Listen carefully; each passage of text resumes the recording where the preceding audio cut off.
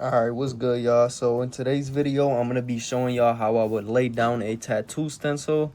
Now, I do not have gloves on because I'm doing it on fake skin, but obviously, if it was real skin, I would be wearing gloves. But first off, I'm going to go ahead and spray where I'm going to be placing my stencil down. Very important that you have a very nice surface to lay your stencil on. You don't want any dirt or debris or anything like that, or your stencil might not lay down properly. Also, if you were tattooing somebody's skin, you want to make sure you're tattooing them and their skin is clean before. So yeah, just go ahead and wipe the area down, get it nice and clean. Now that I got that all wiped down, I'm going to take this and put it off to the side, and I am going to grab my scissors, and I'm going to go ahead and cut my stencil out. I drew this, well, I traced it, I guess, onto this paper, but we'll just go ahead and cut it out like so.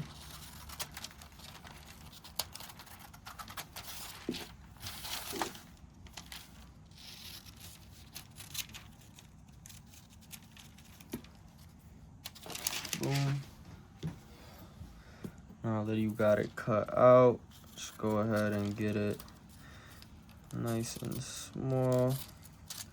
You don't need a bunch of excess paper on it for no reason. But yeah.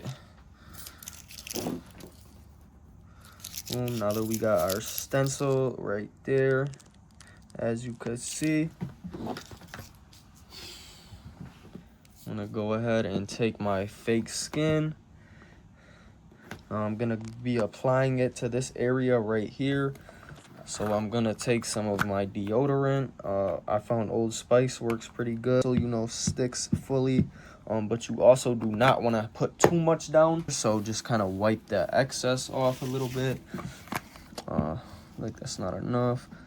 You don't want too much, so just kind of wipe any excess away at all.